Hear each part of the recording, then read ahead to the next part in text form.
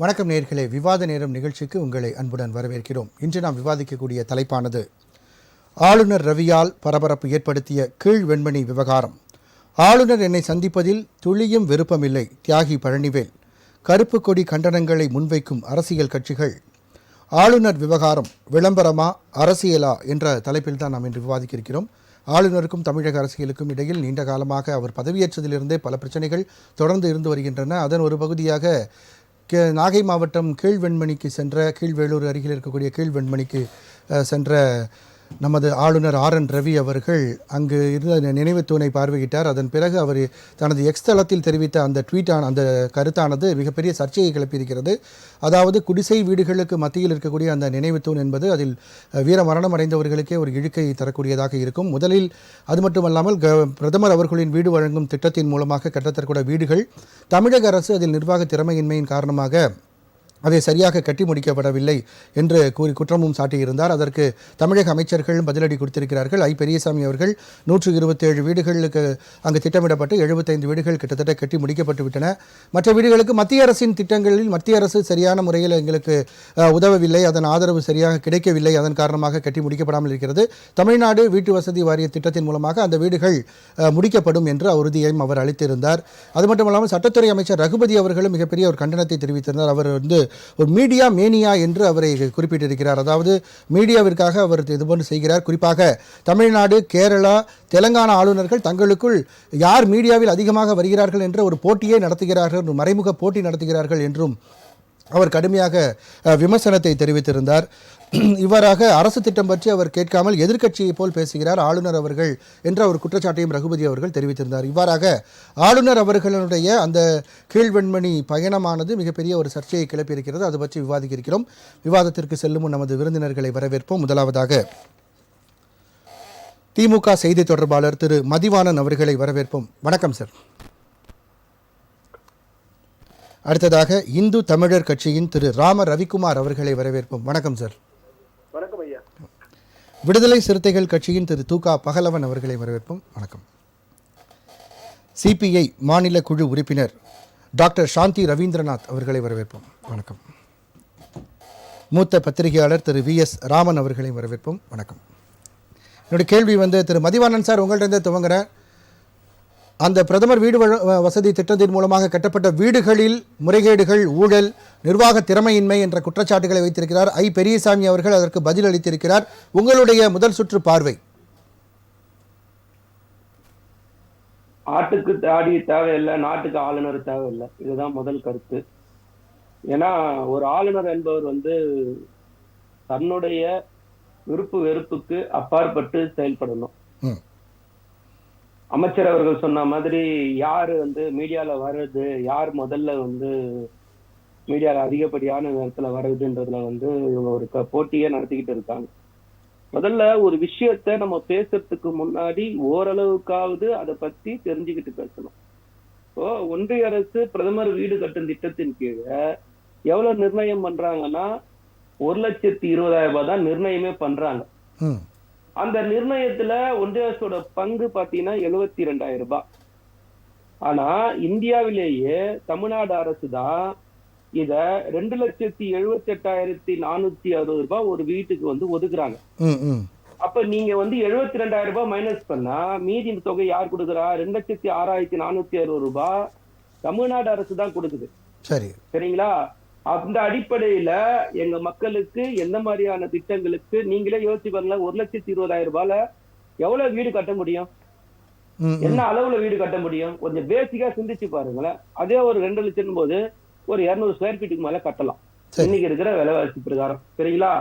அதோட அடிப்படையில ஒன்றிய அரசு மொத்தமா நாகப்பட்டினம் மாவட்டத்துல அவங்க கணக்குல ஏத்துக்கிட்டு 31,051 வீடுகள் ஒன்றிய அரசு இந்த வீடெல்லாம் பிரதமர் வீடு கட்ட திட்டத்துல வேலை செய்யலாம் அப்படின்னு சொல்றாங்க. அதுல இது வரைக்கும் முடிவுற்ற வீடுகள் பாத்தீங்கன்னா 23,110 வீடுகள் முடிஞ்சிருக்கு. அமைச்சர் அவர்கள் சொன்ன மாதிரி வெண்மணி ஊராட்சியில இவங்க செலக்ஷன் பண்ணதே 127 பயனாளிகள் தான். அதுல 75 பயனாளிகள் வீடு முடிஞ்சிருக்கு, 52 வீடுகள் கட்டப்படுது.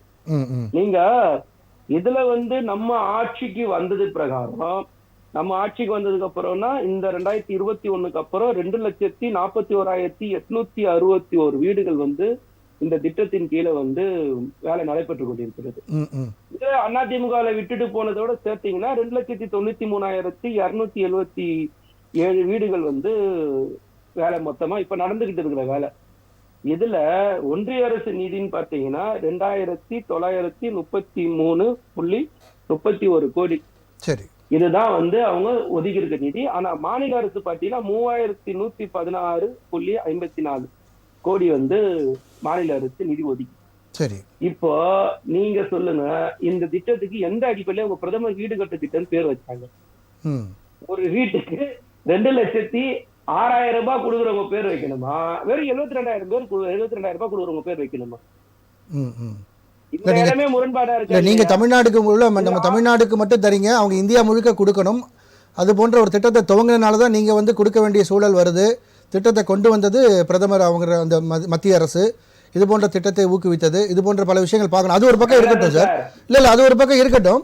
நான் கேட்கிறேன், 1968 நடந்த சம்பவத்துக்கு இன்னைக்கு வரைக்கும் அங்க இருக்கிற பல குடிசை பகுதிகளுக்கு தமிழ்நாடு அரசு மாத்தி இருந்த அந்த திராவிட அரசுகள் ஏன் வீடு கட்டி கொடுக்கலன்ற கேள்வி எழுப்பலாம் இல்லையா? இல்ல ஒரு நிமிஷம், நீங்க கேக்குற கேள்வி எனக்கு புரியுது. நான் வெளியில இருக்கேன், எனக்கு புரிஞ்சிருச்சு, நான் சொல்றேன். சொல்லுங்க. 1970 புரியுதுங்களா, தமிழ்நாடு நகர்ப்புற வாழ்விட மேம்பாட்டு வாரியம் ஒன்ன உருவாக்குனது தலைவர் கலைஞர் 1970. சரி, அன்னைக்கு இந்த பிரதமர் இருந்தாரா? சரி சார், நீங்க சொல்றது அது எனக்கு புரியுது. ஆனா அந்த 1967க்கு பிறகு மதிவானன் சார், உங்க பாயிண்ட் எனக்கு புரியுது. நான் சொல்றதை கொஞ்சம் வாங்கிக்கோங்க. 1967க்கு பிறகு திராவிட கட்சிகளுடைய ஆட்சிகள் தொடர்ந்து இருந்து வந்த சூழ்நிலையில இந்த 44 பேர் இறந்த இந்த பகுதியில் இன்னைக்கும் குடிசை வீடுகள் இருக்குன்னு சொல்லி தியாகி பழனிவேல் அவர்களே ஆளுநர்கிட்ட கோரிக்கை வச்சிருக்காரு. நீங்க குறைஞ்சபட்சம் அந்த அந்த படுகொலையில கொல்லப்பட்டவங்களுக்காவது வீடு கட்டி கொடுத்துருக்கலாம்ல. அந்த படுகொலையில கொல்லப்பட்டவங்களுக்காவது நீங்க வீடு கட்டி, அந்த ராமையா அப்படின்னு சொல்லக்கூடிய ஒரு வீடு தொடங்கி 44 பேர் இறந்தவர்களுக்காவது வீடு கட்டி கொடுத்துருக்கலாம். என்னோட கேள்வி. அவர் பார்க்க மாட்டேன்னு தான் சொன்னாரு. அவர் பார்க்க மாட்டேன்னு சொன்னாரு. ஆனா இன்னைக்கு பார்த்தாரு, அது வேற விஷயம். அவருடைய கோரிக்கை என்னவா இருந்தது? குடிசை வீடுகள் அதிகமா இருக்கு, இன்னும் வீடு கட்டி கொடுக்கலன்றது அவரோட கோரிக்கையா இருந்தது. அதாவது நீங்க வந்து நான் பேசுறது கொஞ்சம் டைம் கொடுங்களேன், பேசுங்க. எதிர்கட்சி மாதிரி ஆளுநர் தான் எதிர்கட்சி மாதிரி பேசுறாருன்னா நிறைய எதிர்கட்சி இல்ல நீங்க கேள்வியை வாங்காம பேசிட்டு இருந்தீங்க, அதனாலதான் ஃபுல்லா சொல்லி முடிச்சேன். நீங்க கேட்கிற கேள்வி எனக்கு புரியுது, அதனாலதான் நானும் சொல்றேன். 1970 இங்க இந்த திட்டத்தை எடுத்துன்னு வந்துட்டோம் நாங்க, சரிங்களா? இன்னைக்கு வந்து இந்த பிரதமர் வந்துதான் இந்த திட்டம் வந்ததுன்னு சொல்றது முதல்ல வந்து ஒரு அறியாமையோட வெளிப்பாடு. அதனால நாங்க என்ன சொல்றோம்னா, இன்னைக்கு படிப்படியா தான் செஞ்சுட்டு இருக்கோம். நீங்க எல்லா காலகட்டங்களையும் பாக்கணும். நாங்க இப்படி வெளிப்படையா புள்ளிவிவரத்தோட சொல்றோம்ல. நீங்க சொல்லுங்க, நான் கேட்ட கேள்விக்கு பதில் நீங்க இன்னும் சொல்லவே இல்ல. 72,000 ரூபாய் கொடுக்குறவரோட பேர் வைக்கணுமா, 2,06,000 ரூபாய் கொடுக்குறவங்களோட பேர் வைக்கணுமா? இது எப்படி பிரதமர் வீடு கட்டு திட்டம்னு வந்துடுது? அதுவே தப்புன்ற நாங்க. அந்த அடிப்படையில இங்க ஆளுநர் பொங்க வேண்டிய அவசியமே இல்லையே. அப்ப ஆளுநர் பொங்க வேண்டிய அவசியம் என்ன இருக்குது இங்க? நீங்க வந்து உங்க எஜமானர்களை திருப்திப்படுத்தணும்ன்றதுக்காக நீங்க ஏதாவது ஒண்ணு பேசினா அது எப்படி நம்ம பதில் சொல்ல முடியும்? ரெண்டாவது சார், இந்த ஆளுநர் ஏதாவது ஒரு இடத்துலயாவது தன்னிலை உணர்ந்து பேசுறாரான்றதுதான் என்னோட கேள்வி. அவர் வந்த நேரத்துல இருந்து இந்த நிமிஷம் வரைக்கும் அவருக்கு சம்பந்தமே இல்லாம ரிஷிகள், முனிகள், சனாதனம், அப்புறம் ஒரு 4 நாளைக்கு முன்னாடி சொன்னாரு பாத்தீங்களா, இந்த நாட்டுக்கு வந்து காந்தியை விட நேதாஜியால் தான் வந்து இந்த நாட்டுக்கு சுதந்திரம் கிடைச்சது. அப்புறம் வந்து அவர் சொன்ன வள்ளலாறு ஒரு சனாதனவாதி. அதுக்கப்புறம் வந்து காம்பவுண்ட் வால்ல போட்ட பெட்ரோல் குண்டை வந்து எங்க வீட்டு கிச்சன்ல போட்டாங்கன்னு சொன்னதா இருந்தாலும் சரி. அதுக்கப்புறம் அவர் பேசுற, நான் போனேன் கோயில்ல போய் பார்த்தேன், எல்லாருடைய முகங்கள்லயும் வந்து மிரட்சி தெரிஞ்சுது அப்படின்லாம் சொன்னாரு இல்ல. அதெல்லாம் எந்த அடிப்படையில சொன்னாரு? அவர் பேசின அத்தனையும் பொய் தான் சார். சரி சார், நான் அவர் பேசுனதை விட்டுடலாம். நான் உங்ககிட்ட கேட்ட கேள்வி வேற. நம்ம அடுத்த சுற்றுலா இதை பத்தி நம்ம விரிவா பேசலாம். திரு ராம ரவிக்குமார் சார், உங்களுடைய பார்வை சார். ஆளுநர் அவர்கள் தொடர்ந்து சர்ச்சை கருத்துக்களை தெரிவித்து வருகிறார். இப்பொழுது மதிவாணன் அவர்கள் குறிப்பிட்டது போல மகாத்மா காந்தி அவர்களை பற்றியதாக இருக்கட்டும், வள்ளலாரை பற்றியதாக இருக்கட்டும், திருவள்ளுவரை பற்றியதாக இருக்கட்டும், தொடர் சர்ச்சை கருத்துக்கள். மேதக ஆளுநர் திரு RN ரவி அவர்கள் தமிழ்நாட்டில் இருக்கக்கூடிய அனைத்து மக்களுடைய நலன்களிலும் அக்கறையோடு செயல்படுகிறார்.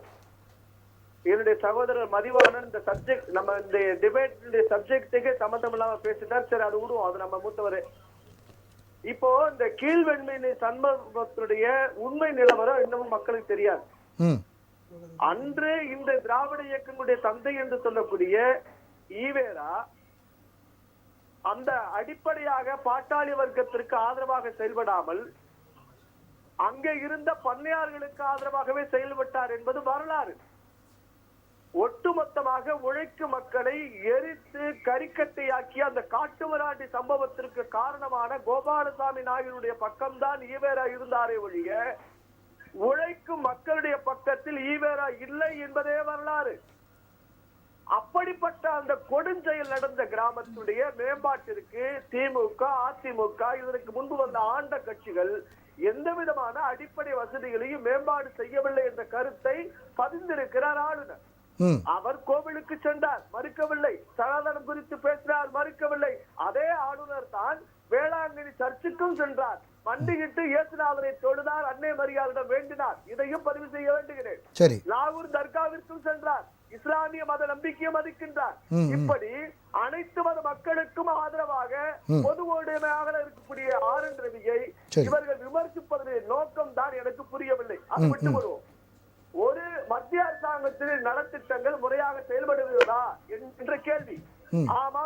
அதற்கு தான் ரகுபதி சொல்றாரு, அரசிட்ட விளக்கம் கேட்காம அவரே தன்னிச்சையா எதை வச்சு ஊழல்னு சொல்றாருன்னு கேக்குறாரு. சரி, அவர் பேசியது தவறுனா கவர்னர் பேசியது தவறு நீங்க கண்டீங்க, அது முழு உரிமை இருக்கு சார். கண்டனத்தை கூட ஏற்றுக்கொள்கிறார் கவர்னர். இவங்கள மாதிரி இந்த மாமியா மருமக சண்டை மாதிரி எல்லாம் கிடையாது ஆளுநர். ஆளுநர் மக்களுடைய நலனுக்கு போறாருல. நான் என்னுடைய கேள்வி என்னன்னா, அந்த உழைக்கும் மக்களின் பக்கம் இல்லாமல், ஒடுக்கப்பட்ட அந்த மக்களுடைய பக்கம் இல்லாமல், இவருடைய தாய் இயக்கம் என்று சொல்லக்கூடிய திராவிடர் கழகத்துடைய ஈவேரா செய்த செயலுக்கு இதுவரை இவர்கள் பொதுவெளியில் அங்க இருக்கக்கூடிய செயற்பாட்டாளர் இதை குறித்து பேட்டி கொடுக்கும் போது இது அரசியலுக்காக செய்யக்கூடியது, இப்போ வாக்கு வங்கி அங்க பெறணும் அப்படின்றதுக்காக ஆளுநருடைய ஸ்டண்ட்னு தான் சொல்றாங்க. சார், நம்ம கவர்னர் இருந்த பிஜேபி தலைவரா அவர் போய் எலெக்ஷன் அப்படிதான் செயல்படுறதா எல்லா திமுக அனைத்து தலைவர்களும் குற்றம் சுமத்திட்டு இருக்காங்க. இல்ல, நான் என்ன கேக்குறேன், இப்ப வாக்கு வங்கி அரசியலுக்கு ஆளுநர் செயல்படுறாருன்னு பொது உடைமை சகோதரர் பேசுறார், தோழர் பேசுறார். என்னுடைய கேள்வி என்னன்னா, மாண்புமிகு தமிழ்நாட்டின் முதலமைச்சர் கீழ்வெண்மணிக்கு போங்க, அந்த ஊரை ஒரு மாடல் கிராமம் ஆக்குங்க. ஆக்கலாமே, எடப்பாடி பழனிசாமி ஆக்கலாமே, ஏன் காங்கிரஸ் தலைவர்கள் போகலாமே, யாரு போகலாம். ஆனா ஒரு இருண்டு இருந்த இடத்துல ஒரு ஒளிவிளக்கு மாதிரி கவர்னர் பேச அங்க போய் ஏதோ ஒரு செயல் செய்து 4 பேர் சந்திச்சுட்டு வந்த உடனே அது அரசுடைய கவனத்திற்கு போகுது. அரசுடைய கவனத்திற்கு ஈர்க்க வேண்டும் என்பதற்காக ஆளுநர் போயிருக்கிறார். அப்படியே பார்க்க கூடாது. உங்களுடைய பார்வை, ஆளுநர் என்பவர் அங்கே பாதிக்கப்பட்ட அந்த மக்கள் அவருடைய உரிமைக்காக, அவருடைய வாழ்வு மேம்பாட்டிற்காக சென்று அந்த கீழ்வெண்மணிக்கு போயிருக்கிறார். அந்த அளவே பார்வை. இதுல ஆளுநர் போய் எலெக்ஷன் 4 லட்சம் ஓட்டு வித்தியாசத்துல அவர் எம்பி ஆகலாம் போறது கிடையாது. அந்த பயம் உங்களுக்கு இருக்கு. அதுதான் பிரச்சனை இன்னைக்கு. ஆச்சுங்களா? என்னுடைய சகோதரி வந்திருக்காங்க, கீதாமா வந்திருக்காங்க. என்னுடைய கேள்விக்கு அவங்க பதில் சொல்லட்டும். சாந்தி மேம் சொல்றீங்களா? ஈவேரா நம்முடைய மக்களுக்கு, பட்டியல் மக்களுக்கு ஆதரவாக இருந்தாரா, பண்ணையார்களுக்கு ஆதரவாக இருந்தாங்களா? கைகட்டி வேலை செய்தவர்கள் பண்ணையார்களை கைகட்டி தொழுது வந்தார்கள். ஒரு கீழ்வெண்மணி பற்றி ஒரு கம்யூனிஸ்ட் சகோதரர் பாட்டு அருமையா பாடினார். நான் அதை கேட்டு ரொம்ப நெகிழ்ந்து போயிட்டேன். ஆச்சுங்களா? அப்படிப்பட்ட அந்த வெண்மணியில அடக்குமுறைக்கு ஆளாக்கப்பட்ட எங்கள் அடிப்படையான உழைக்கும் மக்களுக்கு ஆதரவாக இல்லாமல் அன்னையார்களுக்கு ஆதரவாக இருந்த படுபாதக செயலை செய்த இந்த கொடூர கூட்டம் இன்று புல்லறிவோடு ஊழையிடுவதுதான் எனக்கு ஆச்சரியமாக இருக்கு. சரி சார், தொடர்ந்து பேசலாம். இந்த பகலவன் சார், அதாவது இதுல திமுகவோ இல்லை அதிமுகவோ, அதாவது ஏற்கனவே குறிப்பிட்டபடி 1967க்கு பிறகு ஆட்சியில் இருந்து திராவிட கழகம் 68 சம்பவம் நடந்திருக்கு. இதற்கு பிறகு இத்தனை ஆண்டுகள் ஆட்சியில் இருந்திருக்காங்க. ஏன் இவங்க குடிசை வீடுகளெல்லாம் ஒரு வீடு காங்கிரீட் வீடுகளாக மாற்றி கொடுத்துருக்கலாமே? இன்றைக்கி ஒரு ஆளுநர் குறை சொல்கிறது ஒரு பக்கம் இருந்தாலும் இது ஏன் செய்யப்படவில்லை? குறைந்தபட்சம் அந்த 44 பேர் இறந்து போனவர்கள், அந்த படுகொலை செய்யப்பட்டவர்களுக்காவது அவர்களுடைய வீடுகளாவது சரி செய்யப்பட்டிருக்கலாமே. நீங்கள் கீழ்வன்மையில் நடந்த சம்பவம் அனைவரும் அறிந்த ஒன்று தான். ஆனால் பார்த்திங்கன்னா, இந்தியாவில் குறிப்பாக ஒடுக்கப்பட்ட மக்கள், பட்டியலின மக்கள் எங்கே எத்தனை பேர் செத்தாலும் கேள்வியற்ற நிலை தான் இன்றும் தொடர்கிறது. அன்னைக்கல்ல, இன்றைக்கும் தொடர்கிறது. இன்றைக்கு பல்வேறு செய்திகள் நம்ம குறித்து சொல்ல முடியும். இந்த இடத்துல இது நடந்திருக்கு, இதுக்கு கேட்பறது இல்லை. ரவிக்குமார் அவர் சொல்றதை நீங்க அக்செப்ட் பண்ணிக்கிறீங்க? அக்செப்ட் பண்ணல. அவர் செய்திக்காக சொல்றார். அவனுக்கு உணர்வுபூர்வமாவோ உள்ளபூர்வமாவோ அதுக்காக போராட்டத்தை இறக்குறதுக்காக சொல்லலை. ஒரு செய்தி நான் குற்றம் சுமத்துறேன், அது நடந்து ஏன் செய்யலை, அவ்வளோதான். அவர் செய்தி அவ்வளோதான். அதில் உணர்வு கிடையாது, உணர்ச்சி கிடையாது. ஆளுநரும் அப்படித்தான், நம்மளோட நண்பர் ரவிக்குமாரும் அப்படித்தான். இங்கே வந்து உள்ளபடியாக பேசக்கூடியவர்கள் இல்லைன்றதான் என்னோட குற்றச்சாட்டு. இது வெறும் செய்திக்காகவும் வெறும் அரசியலுக்காகவும் நடத்துகிற நாடகம். உழைக்கின்ற மக்கள், தாழ்த்தப்பட்ட மக்கள் எந்த இடத்துல, இந்தியா முழுவதிலும் எந்த இடத்தில் பாதிப்புப்பட்டாலும் அவர்களை செய்தி பொருளாகவும் அவர்களை கிள்ளி கீரையாகவும் பார்ப்பது மட்டும்தான். இத்தனை ஆண்டு அவர்களுக்காக வழங்கக்கூடிய நிதிகள் வந்து பாதிக்கு மேலே திருப்பி வழங்கப்படுதுன்னு சொல்கிறாங்க. அந்த நிதிகளை வந்து குறைந்தபட்சம் இது போன்ற வேலைகளுக்கு உபயோகப்படுத்தலாம். தாட்கோலோன்னு சொல்லிட்டு திருமாவளவன் அவர்கள் கேட்க மாட்டார்களா? பல கோடி ரூபாய் இங்கே ஒதுக்கீடு செய்கிறாங்க. ஆனால் அந்த வங்கியில் இருக்கிற மேலாளரே அந்த சம்பந்தப்பட்ட நபர்களிடத்தில் தண்டோரை அடித்து இது மாதிரி உங்களுக்கு சுழற்சி செய்வதற்கான வேலை வாய்ப்பு செய்வது, நீங்களே சுயமாக வேலை கடை வைத்தோ ஏதோ வைத்து ஒரு முன்னேறி வரலாம், இது மாதிரி லோன் தரம் வாங்கன்னு சொல்ல வேண்டிய மேலாளர் இதுவரையில் இந்தியாவில் எந்த இடத்திலாவது அப்படி ஒரு தண்டோரா போட ஒரு சாட்சி சொல்லுங்க. அதற்காக இருக்கக்கூடிய கட்சிகள் இதை முன்னெடுக்கலாம் இல்லையா? இது மாதிரியான விழிப்புணர்வு மக்கள் மத்தியில் ஏற்படுத்தலாம், அல்ல வங்கிகளுக்கான அந்த அதாவது போராட்டங்கள் நடத்தி அறிவுறுத்தலாம். அதான் சொல்றேன், இந்த ஒன்றிய அரசு மட்டும் இல்லை, இதுக்கு முன்ற ஆண்டு இருக்கிற ஒன்றிய அரசும் இல்லை, தமிழ்நாட்டில் இன்றைக்கு இருக்கிற ஆட்சியாளர்கள் மட்டும் இல்லை, இதுக்கு சென்ற ஆண்டு ஆட்சியாளர்களும் அப்படித்தான். இது வந்து அப்படி வாழையடி வாழையாக தொடர்கிறது. இந்த தொடர்கதை யாருக்கு பாதிப்பு உண்டாக்குறதுனா எஞ்சி கிடக்கின்ற இந்த உழைக்கும் மக்களுக்கு தான் அது வந்து பெரிய இழுக்காகிறது. ஆனால் அந்த மக்கள் தான் இவர்களை ஆட்சி அதிகாரத்தில் உட்கார வைக்கிறார்கள். நன்றியோடு செய்ய வேண்டும் என்றால் கருணையோடு செய்ய வேண்டும். இது அரசியல் வங்கிக்காக, அரசியலின் வாக்கு வங்கியாக தான் பார்க்கப்படுகிறது. பாருங்க, இங்க வந்து குடிசை மாற்று வாரியம் வீடு தராங்க, நவீன காலம் இங்கே தொடங்கியிருக்கு. நீங்கள் இதுக்கு முன்பு 1970, 1972, 1969 நீங்கள் பட்டியலிட்டு சொன்னீங்க. அன்னைக்கு இருந்த வீட்டினுடைய அளவு என்ன, இன்னைக்கு இருக்கிற வீட்டு அளவு என்ன? இங்கே சென்னையில் நீங்கள் போய் பாருங்கள், 10க்கு 10 வீடு கொடுத்துக்கிறாங்க. செம்மஞ்சேரி, கண்ணகி நகர் பகுதியில் 10க்கு 10 வீட்டில் ஒரு வாழ்வியல் நடத்த முடியுமா? இதை யாராவது ஒருத்தர் சொல்லணுமா? இதை யாராவது ஒருத்தர் கண்டிக்கணுமா? ஒரு மனிதனுடைய உணர்வுகள்லேருந்து வெளிப்படக்கூடிய தானே எல்லாமே. அது இதில் எப்படி வாழ்க்கை நடத்த முடியுன்றத ஒரு சாதாரணமாக இருக்கிற யாராலுமே நம்ப முடியாது. அதுக்கு ஒரு என்ஜினியரு, அதுக்கு ஒரு படித்த படைப்பாளி, அதுக்கு ஒரு பெரிய எஜுகேட்டிவ், இப்படி எல்லாம் இருக்கக்கூடியவர்கள் செய்கின்ற மிக நச்சுத்தனமான வேலை அது. நான் வன்மையாக கண்டிக்கிறேன். இந்த மனித போக்கை வந்து இவ்வளோ விலங்கை விட மோசமாக பாதிக்க வைக்கிறாங்க. அந்த வீடுகள்லாம் போய் பார்த்தோன்னா நம்மளுக்கு இதய நோய் வந்துடும். இங்கே மருத்துவம் தான் இந்த சிகிச்சை பண்ண வேண்டிய அப்புறம் அவ்வளோ மோசமான நிலையை உருவாக்கி வச்சுக்கிறாங்க. அவ்வளோ மோசமான நிலையை இன்னைக்கு இருக்கிற காலத்தில் எல்லார் வீட்லேயும் தொலைக்காட்சி இருக்கும், எல்லார் வீட்லேயும் துணி தைக்கிற இயந்திரம் இருக்கும், எல்லார் வீட்லேயும் குளிர்சாதன பெட்டி இருக்குது. இது எல்லாம் வைத்து கொள்வதற்கு கூட இடம் கிடையாது. தமிழ்நாட்டில் 2 கட்சி தான் ஆட்சி பண்ணாங்க, திமுக, அதிமுக. ரெண்டுத்துக்கு தான் காங்கிரஸ்க்கு பிறகு நீங்க 2 கட்சியிலயுமே பயணம் பண்ணிருக்கீங்க. விசிகா இதை நீங்க சுட்டி காட்டிருக்கீங்களா? ஏங்க விசிகா தான் இது நான் மறுபடியும் இந்த டிபேட்ல சொல்லிக்கிட்டே இருக்கிறேன். விசிகா தான் சுட்டி காட்டுறது இதுவே மிகப்பெரிய வழிமுறை, இதுவே மோசடி, இதுவே இந்த மாதிரி வார்த்தைகள் மோசடி. சரி, எந்த மாற்றம் எல்லாரும் கேட்கணுன்ற நான் எல்லாரும் கேட்கணும். விசிகா தான் கேட்கறது மோசடியான வார்த்தை அது. இது கூட ஒரு அரசியல் சூழ்ச்சி. ஏன் மற்றவங்களுக்குலாம் மனித உணர்வு இல்லையா? விடுதலை சிறுத்தைக்கு தான் மனித உணர்வு இருக்கா? அப்போ ஆளுநர் உங்களுக்காக தானே பேசியிருக்காரு. இப்போ கூட நான் வந்துங்க, நீ வந்து சடங்குக்கு பேசாதீங்க, ஒரு சாட்சிக்கு போய் சொல்லாதீங்க. மற்றவங்க பேசினா நீங்கள் சாட்சி சடங்குன்றீங்க, அப்புறம் எப்படி பேசுவாங்க? நான் எல்லாத்தையும் தான் சொல்லியிருக்கிறேன். நீங்கள் வந்து மனித நேயத்தோடு நடந்துங்கன்னு சொல்கிறேன் நான். நீங்கள் யாரையும் சாட்சி கூப்பிடாதீங்க, நீங்கள் அங்கே வந்து ஒரு செய்திக்காக போகாதீங்க. இது நடைமுறைப்படுத்த வேணும். சரி, போய் செய்தி போட்டு வந்துட்டார், நாளைக்கு சொல்லுவாரா? அதை நாளை மறுநாள் சொல்லுவாரா? இந்த ஆண்டு முழுக்க சொல்லுவாரா? இவர் தஞ்சாவூர் தலையாட்டி பொம்மையாக இருக்கிறாருன்னு நாங்கள் சொல்கிறோம்.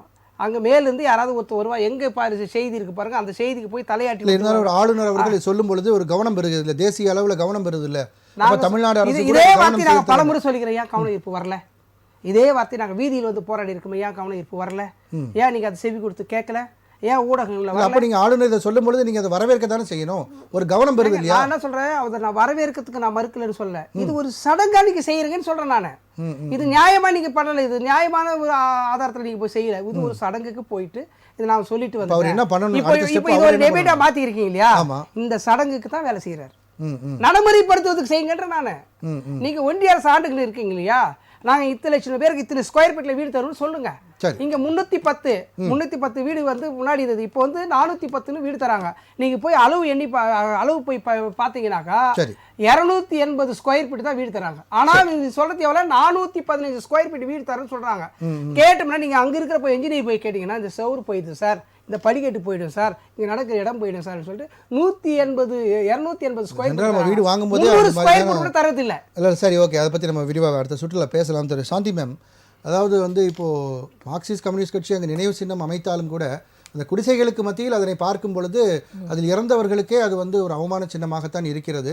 அப்படிங்கும்போது அது சொல்லியிருக்காங்க. அங்கே ஆக்டிவிஸ்ட்டும் கூட அங்கே பேசும்பொழுது சொல்லியிருக்காங்க, அந்த நினைவு தூணை எழுப்பின அந்த காங்கிரீட் நினைவு தூணை ஏற்படுத்தினவங்க குறைஞ்சபட்சம் அந்த குடிசைகளை மாற்றி அந்த கட்டிடம் கட்டி தந்திருக்கலாமேன்ற குற்றச்சாட்டு அவங்களும் பதிவு பண்ணியிருக்காங்க. இப்படி பேசினா எல்லாத்துக்கும் பேசலாம். பட்டேல் சிலை 3500 கோடி வச்சதுக்கு பதிலாக இப்போ இந்தியாவில் வந்துட்டு எத்தனையோ பேருக்கு வந்து பண்ணியிருக்கலாம். சத்ரபதி சிவாஜி சிலைக்கு வச்சது பதிலாக பண்ணலாம். இந்த வாட்டர் போட்டிசம்லாம் எல்லாமே பண்ணலாம். பேசுனது பேசியிருக்காரு. இல்லை 1000 பேர் 1008 பேசுவாங்க. நானும் அப்போ நான் என்னோட கருத்தை பதிவு பண்ணுறேன். அப்படி பேச ஆரம்பித்தால் எல்லாத்துக்கும் பேசலாம். இன்னொன்று வந்து என்னன்னா, ஒரு இடத்துல ஒரு 4 தலித் மக்களுடைய வளர்ச்சி மட்டும் கிடையாது, ஒட்டு மொத்தமான வளர்ச்சி வேணும். அதுதான் மத்திய அரசுடைய திட்டங்களை பார்க்கறதுக்காக அதை பற்றி தானே ஆளுநரையா பேசுகிறாரு. Prime minister Awas Yojana right, okay பேசுகிறாரு. ஆனால் நான் மகப்பேறு மருத்துவர் உங்களுக்கும் தெரியும். ஆக இப்போ பார்த்தீங்கன்னா முத்துலட்சுமி ரெட்டி ஸ்கீம்னு ஒன்று இருக்குது, மிக மிக முக்கியமான ஸ்கீம், கர்ப்பிணி பெண்களுக்காக வர்றது. வெறும் 3000 தான். இப்போ ஐயா கூட பேசும்போது டிஎம்கேக்காரங்க சொன்னாங்க இல்லைங்களா, கொஞ்சோண்டு பணத்தை கொடுத்துட்டு பிரைம் மினிஸ்டர் பேர் வைக்கிற மாதிரி. அதே மாதிரி வெறும் 18,000 மொத்தம் கர்ப்பிணி பெண்கள் கொடுக்குறாங்க. 3000 தான் சென்ட்ரல் கவர்மெண்ட் கொடுக்குது, 15,000 தமிழ்நாடு கவர்மெண்ட் கொடுக்குது. அந்த 3000ம் சரியாக கொடுக்காம அந்த 3000 நான் தான் பண்ணணுங்கிறதுக்காக அந்த லிங்க் பண்ணிவிட்டு அந்த லிங்கே ஒழுங்காக பண்ணாமல் பல மாதங்களாக கர்ப்பிணி பெண்களுக்கு சரியாக வந்து அந்த ஸ்கீம் போக முடியல. ஏன்னா நம்ம 15,000 கொடுக்க முடியாது. அந்த மாதிரியான ஒரு திட்டம். ஆக மத்திய அரசுடைய திட்டங்களை பார்க்கறதுன்னா எல்லா பெண்கள், கர்ப்பிணி பெண்கள், தமிழ்நாட்டில் இருக்கிற எல்லா பெண்களும் பாதிக்கப்படுறதை பற்றி அவர் பேசலாமே. எங்கேயோ ஒரு இடத்துக்கு இவர் போயிட்டு வந்து அந்த இடத்த மட்டும் பார்த்துட்டு ஊதி பெருசாக்குறது வந்து கிடையாது. நாங்கள் இந்திய கம்யூனிஸ்ட் கட்சியாக பொது உணவு கட்சியில் எல்லாருக்காகவும் பேசணும். அதை அன்னைக்கும் பேசுகிறோம், இன்னைக்கும் பேசுகிறோம். அதே மாதிரி மத்திய அரசோட இன்னொரு ஸ்கீமு எய்ம்ஸ், மதுரை எய்ம்ஸ் பேசலாம்ல. மதுரை எய்ம்ஸை பற்றி ஏன் ஆளுநர் பேச மாட்டேங்கிறாரு? அது ஏன் நகரவே மாட்டேங்குது? தமிழிசை அம்மா எனக்கு வந்து மருத்துவர் காலேஜில் சீனியர் கூட அவங்க சொல்கிறாங்க, நாங்கள் பார்த்து வந்து கட்டணும். சுற்றுச்சூழல் அனுமதிக்கு போயிருக்கு. இருங்க அது ஒரு நிமிஷம் இருங்க. ஆக மத்திய இது வந்து மிகப்பெரிய நிறுவனம், அதனால வந்து பார்த்து தான் கட்டுவாங்கன்னு தமிழிசை அம்மா மேடம் சொல்லியிருக்காங்க. அப்போ மற்ற இதுக்கப்புறம் மதுரை எய்ம்ஸுக்கு அப்புறம் அறிவிக்கப்பட்ட எய்ம்ஸ் எல்லாம் கட்டி முடிச்சிட்டாங்க. அப்போ அதெல்லாம் பார்த்து கட்டாமல் சரியாக தரம் இல்லாமல் கட்டி பில்டிங் ஸ்ட்ராங்கு பேஸ்மெண்ட் வீக்குன்ற மாதிரி கட்டி இருக்காங்களா? இது என்னது இது? ஆக இப்போ என்ன ஹோலிஸ்டிக்காக ஒரு பிரச்சனையை பார்க்கணும். நான் ஒரு இடத்துக்கு போவேன், இன்னைக்கு இருக்கிற மக்கள் மத்தியில் இருக்கிற வேலையில்லா திண்டாட்டம், வறுமை, இதை பற்றிலாம் இதுக்கு என்ன காரணம், இதை பற்றிலாம் மக்கள் யோசிக்க வைக்க கூடாது. ஏதாவது ஒரு வந்து ஹீட்லேயே வச்சிருக்கணும். இதுதான் வந்து இந்த ஒன்றிய பாஜக அரசுடைய வேலை. அதை ஆளுநர் வந்து சரியாக பண்ணிட்டே வராங்க. விவசாயிகளுக்கான 3 சட்டங்கள் 700 பேர் செத்து போனாங்க. நீங்கள் வந்து இவ்வளோ என்னைக்கோ ஒரு நாள் பேசுகிற 4 பேருக்காக பற்றி பேசுகிறீங்க. 700 பேர் இப்போ இவங்க ஆட்சிக்கு அப்புறம் இறந்தாங்க. இத்தனை 1.5 வருஷம் போராடினாங்க. என்ன பண்ணீங்க? அந்த சட்டத்தை பற்றி பேசலாம்ல. அதை பேசணும்னா முழுமையாக பேசணும், எல்லாருக்குமாக பேசணும். ஏதாவது ஒரு பிரச்சனை கிரியேட் பண்ணணும். ஒரு இது வந்து மீடியாக்காக வந்து அவர் மினிஸ்டர் சொல்லியிருக்காரு. அது மட்டுமல்ல, இதுல திசை திருப்பு முயற்சி இருக்கின்றது. மக்களை அடிப்படையான பொருளாதார பிரச்சனைகளுக்கு காரணம் ஒன்றிய அரசுடைய தவறான கொள்கை, கார்ப்பரேட் ஆதரவு கொள்கை என்பதையெல்லாம் மறக்கடிப்பதற்கான முயற்சி. இதெல்லாம் இல்ல, நீங்க மத்திய அரசு குற்றம் சுமத்துறீங்க. மாநில அரசு பத்தி நம்ம சொல்றேன். துக பகலவனவர்கிட்ட கேட்ட அதே கேள்விதான். இல்ல மார்க்சிஸ்ட் கம்யூனிஸ்ட் கட்சியும் சரி, இந்திய கம்யூனிஸ்ட் கட்சியும் சரி, தமிழகத்தில் இருந்த 2 திராவிட கட்சிகளையும் மாறி நீங்க ஆட்சியில் வந்திருக்கீங்க. குறைஞ்சபட்சம் இந்த கீழ்வெண்மணியிலிருந்து பாதிக்கப்பட்டவர்களுக்காக நீங்க வீடு கட்டி கொடுக்க நீங்க குரல் கொடுத்திருக்கீங்களா? நீங்க 2 ஆட்சியிலுமே பங்கு பெற்றிருக்கீங்க. அதான் நான் சொல்லிட்டேனே. இப்போ நீங்க கீழ வெண்மணிக்கு மட்டும் ஒரு பர்టిక్యులர் பிளேஸ் மட்டும் சொன்னீங்களா? அவங்க மட்டும் தான் மனுஷங்களா, மத்தவங்க மனுஷங்களான்னு சொல்லுவாங்க. நான் ஏற்கனவே சொல்லிட்டேன். இல்ல, அங்க மிகப்பெரிய ஒரு சம்பவம் நடந்துருக்கு. அந்த கூட கவனம் பெறலாம். மத்தவங்களை எப்படி நீங்க கவனிப்பீங்கன்ற கேள்வி வரும். அப்படிலாம் கிடையாது. இது வந்து அரசு வந்து பல திட்டங்களுக்கு இப்ப பாத்தீங்கன்னா முதல் முறையாக இந்தியாவிலே முதல் முறையாக தமிழகத்திலே முதல் முறையாக SC/ST உடைய தொழில் முனைவோருக்கான எக்ஸிபிஷன் நடந்தது. நான் போயிட்டு வந்தேன். மிக சிறப்பான ஏற்பாடு. ஐயா ஒரு கேள்வி கேட்டாங்களா, பேங்க் மேனேஜர் தண்டனை அடிக்கிறாங்களா கேட்டா உடனே நீங்க வந்து போராடிங்களா கேட்டாங்க. மேனேஜருக்கான ஒரு வேலை இருக்கு, பிரைம் மினிஸ்டருக்கான ஒரு வேலை இருக்கு, ஹெல்த் மினிஸ்டருக்கு அவங்களுக்கு வேலை இருக்கு. அவங்கவுங்க வேலை அவங்கவுங்க செய்யணும். அவங்க செய்யலைன்னா அவங்க ஏன் செய்யலன்னு கேட்காம அதை நீங்க ஏன் போராடிங்கன்னா அப்ப எத்தனைக்கு போராடிட்டு இருப்பாங்க? போராடிடுங்க. அவங்க கடமை அவங்கவுங்க செய்யணும். அப்படிதான் பண்ண முடியும். அப்போ இப்போ SC/STக்கான தொழில் முனைவருக்கான ஒரு எக்ஸிபிஷன் நடத்தி இந்த மாதிரியான திட்டங்கள் இருக்கு. அத்தனை பேங்க்காரங்களும் வந்து உட்கார்ந்துருக்காங்க, அத்தனை ஸ்டார்ட் அப் காரங்களும் உட்கார்ந்துருக்காங்க. ஆக இது வந்து தமிழக அரசு மிகப்பெரிய ஒரு முன்னுதாரணமா நிகழ்ச்சியா பார்க்குறேன். இப்போ அதே மாதிரி நான் சமூக நீதி கண்காணிப்பு குழுவில் இருக்கேன். சமூக நீதி கண்காணிப்பு குழு எதுக்காக வந்து இருக்காங்க? இந்த மாதிரி ஒரு கண்காணிப்பு குழுவே தமிழ்நாட்டில் மட்டும்தான் இருக்கு, இந்தியாவில் வேற எங்கேயுமே இல்லை. இதை வந்து தமிழக அரசு செய்துட்டு இருக்காங்க. ஆக செஞ்சுட்டே தான் இருக்காங்க. செய்வது வந்து இன்னும் அதிகப்படுத்தணும் அப்படின்னு சொல்லுமே தவிர அதை நீங்க கேட்டீங்களா, இதை நீங்க கேட்டீங்களான்னு நீங்க ஒன்று சொன்னீங்கன்னா அப்ப நான் கேட்பேன், பட்டேல் சிலை வந்து தேவையா நான் கேட்பேன். அதே மாதிரி அதான் மியூச்சுவலா கேரிட்டே இருந்தா அதான் சொல்றேன். That's not an issue. நான் என்ன சொல்றேன், குறைந்தபட்சம் நான் சொல்றேன். அவங்க சார் சொன்னாங்க இல்லையா, தமிழக அரசு சார்பாக வந்து வீடு கட்டி குடிக்கப்பட்டது கண்ணகி நகர்லன்னு. அது ஒரு 100 ஸ்கொயர் ஃபீட் தான் இருக்கு. குறைந்தபட்சம் நம்ம தமிழ்நாடு அரசு செஞ்சு கொடுத்ததை நம்ம பத்தி கேட்கலாம்ல. இருங்க அது ஆனா நீங்க வந்து பொதுவா உங்களுடைய குற்றச்சாட்டு மத்திய அரசு நோக்கியே இருக்கு. இல்ல மாநில அரசு எல்லாத்துக்குமே அதை நான் பத்தி நீங்க சொல்றேன். கேட்கறது இல்ல அப்படின்றத அப்படிலாம் கிடையாது. குற்றச்சாட்டு. அப்பெல்லாம் கிடையாது. மாநில அரசுக்காகவும் சரி, நம்ம வந்துட்டு, தொடர்ந்து பேசலாம் மேடம். அடுத்த சுற்றுல இதை பற்றி நம்ம பேசலாம். ராமன் சார், உங்களுடைய பார்வை, ஆளுநர் என்றாலே ஒரு சர்ச்சை. இப்பொழுது கீழ்வெண்மணியில் ஒரு சர்ச்சை வெடித்திருக்கிறது. குடிசை வீடுகள் அதிகமாக இருக்கிறது. பிரதமரினுடைய அந்த ஆவாஸ் யோஜனாவில் வந்து ஊழல் நடந்திருக்கிறது அப்படின்னு சொல்கிறாங்க தமிழக அரசு சார்பாக. அதாவது 1972 தெய்வம்னு ஒரு படம், அதில் கவிஞர் கண்ணதாசன் எழுதி மதுரை சோமு பாடினது என்னென்னா, தைப்பூசம் நன்னாளில் தேருடன் திருநாளும் பக்தர்கள் கொண்டாடும் கந்தையா, பரமனின் திருமகனே அழகிய தமிழ் மகனே, காண்பதெல்லாம் உனது முகம், அது ஆறு முகம், அது தமிழகத்தின் ஆளுநர் ஆர்.என். ரவி முகம். அதாவது முக்காலம் உணர்ந்தவன் ஞானி, அக்காலமும் இக்காலம் அறிந்தவன் ஆளுநர் ஆர்.என். ரவி. அதனால தான் ஆளுநர் வந்து தமிழகத்தினுடைய ஒவ்வொரு நிலைப்பாடும் ஒவ்வொரு மாவட்டத்தில் வச்சுனாலும் அந்த மாவட்டத்தினுடைய நிலைப்பாடு என்ன என்பது அக்கு வேறு ஆணி வேற எடுத்து அதில் உட்காந்து பேசுகிறாங்க. இங்கே 1967 இன்னைக்கு வரையும் திராவிட முன்னேற்ற கழகமும் அதிமுக மாறி மாறி ஆட்சி அமைச்சாங்க. இவர்கள் எந்த இடத்துல போனாலும் ஒரு பொதுக்கூட்டத்தில் அந்த ஊருடைய பெருமையை சொல்கிறாங்களா, அந்த ஊருடைய தியாகிகள் பேரை சொல்கிறாங்களா? இல்லை. கீழ்வெண்மணி மேட்டரில் பாதிக்கப்பட்டவங்க பட்டியல் தலித் மக்கள் அந்த இடத்துல ஏன் வீடு கட்டி கொடுக்கலன்னா, மற்ற சமுதாய ஓட்டு திமுகவுக்கும் அதிமுகவும் வராது. அதனால தான் அந்த சமுதாயத்தை இவங்க சமூக நீதி பேசுகிறாங்களே. அண்ணன் விசிகேனுடைய தலைவர் வந்து தலைவர்கள் ஒருவரான பகலன் கூட இருக்கிறாரு. இப்போது விடுதலை சிறுத்தை வந்து 2 எம்பி சீட்டு கொடுக்க போகிறாங்க. திருச்சியில் மாநாடு நடத்துனாங்க.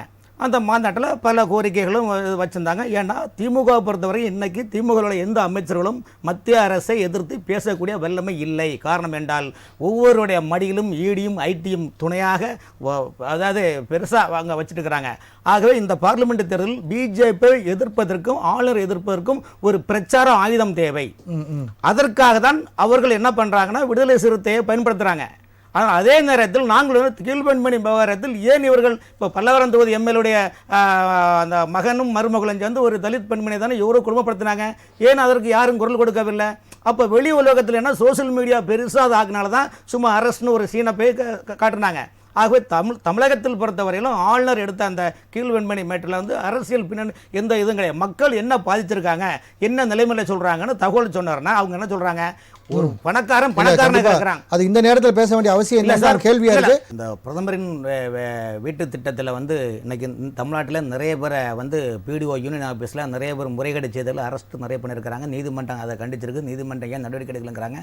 காரணம்னா மத்திய அரசு திட்டம் வந்து இந்த வேலை இந்த திட்டங்கள் வந்து பார்த்திங்கன்னா நிறைய ஏழை மக்களுக்கான திட்டங்கள். நீங்கள் 3 சென்ட் மினிமம் 2 சென்ட் இடமா காட்டணும், அதில் பட்டா லேண்டாக இருக்கணும், இது எல்லாமே அப்லோடு கொடுக்குறாங்க. பிரதமரின் வீட்டு திட்டத்தில் நீங்கள் வந்து தமிழ்நாடு முழுவதும் எங்கே பார்த்தாலும் நிறைய அந்த திட்டங்கள். ஆனால் அதே நேரத்தில் யூனியன் ஆஃபீஸு, ஒயராட்சி ஆஃபீஸு, நகராட்சியில் வந்து அதிகாரிகளுடைய மெத்தனை போக்கு இருக்குது. ஏன்னா இதில் வந்து அவங்களுக்கு பெருசாக கமிஷன் கிடையாது.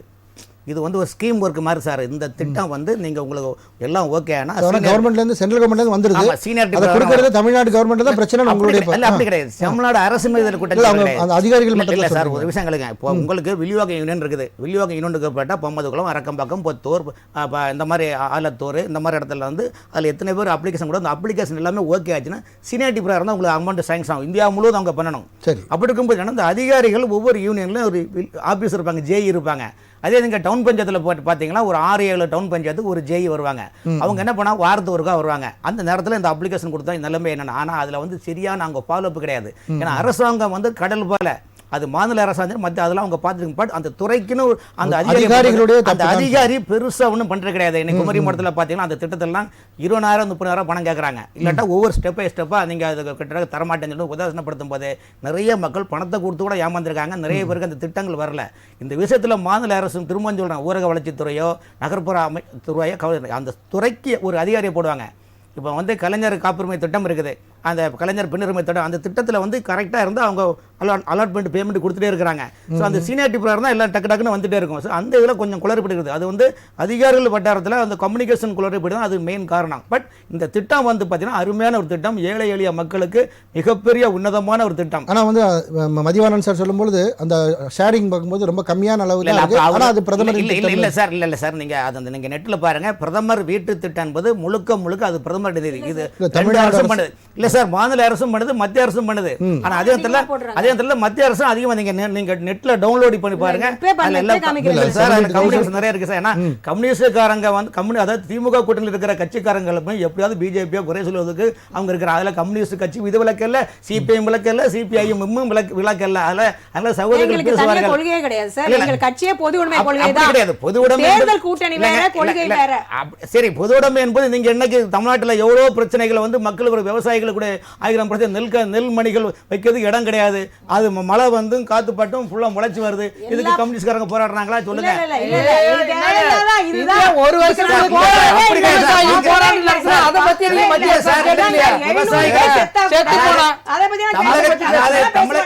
தமிழகத்தை பொறுத்த வரைக்கும் எதிர்கட்சி வரிசையிலிருந்து தமிழகத்தை பொறுத்தவரை எதிர்கட்சி வரிசையிலிருந்து மக்களுக்காக குரல் கொடுக்க 2 தலைவர்கள் தான். ஒன்று சசிகலா அம்மையார், இன்னொன்று அண்ணாமலை அவர்கள். இந்த 2 பேரும் தான் மக்களுடைய பிரச்சனைகளை நிறைய அவங்க அறிக்கை கொடுக்குறாங்க. ஆனால் திமுக கூட்டணியில் உள்ளவர்கள் எல்லாருமே என்னன்னா எப்படியாவது எம்பி சீட் வேணும், நமக்கு சீட்டு கிடைக்காதா என்ற ஒரு நிலைப்பாடு தான் இருக்கிறார்கள். அண்ணன் தொல் திருமாவளவன் அவர்கள் இந்த கட்சியில் திமுக கூட்டணியில் இருக்கிறாங்க. அதே அண்ணன் தொல் திருமாவளவன் பாஜக கூட்டணியில் இருந்தால் நிச்சயமாக 2024 அவர் மத்திய இணை அமைச்சர் ஆவார். அது சமூக நீதியை நாங்கள் காப்போம். ஆனால் திமுக கட்சி காக்குமா? ஆமாங்க, ஸ்டெப் பை ஸ்டெப். அது சொல்லுங்க,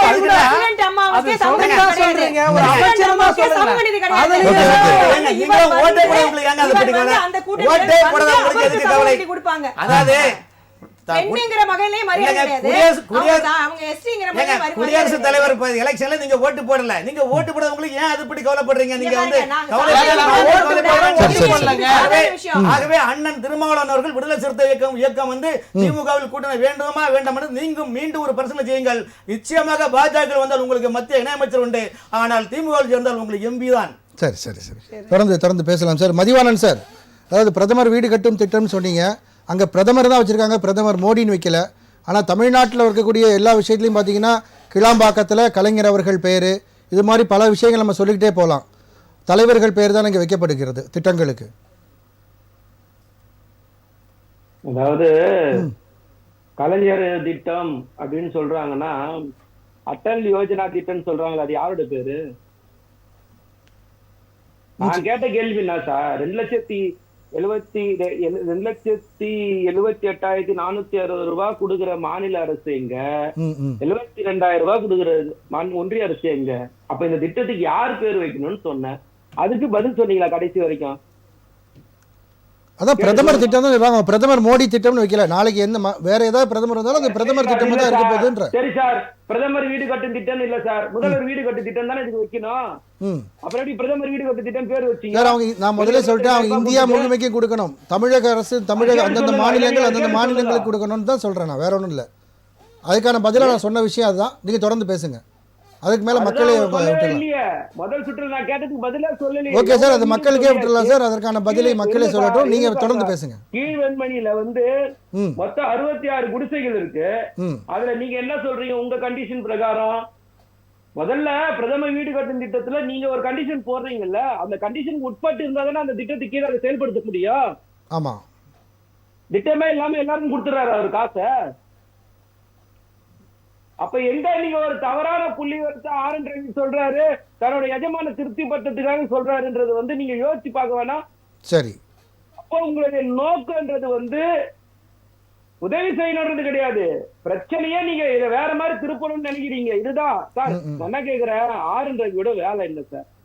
மாநில அரசு என்ன சொல்லுதோ அதை செய்ய வேண்டியதுதான் சார் ஆர்.என். ரவியோட வேலை.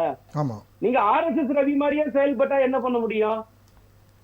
உங்களுடைய நோக்கம் என்ன? இந்த மாநிலத்துல ஏதாவது ஒரு குழப்பத்தை உண்டு பண்ண முடியுமா?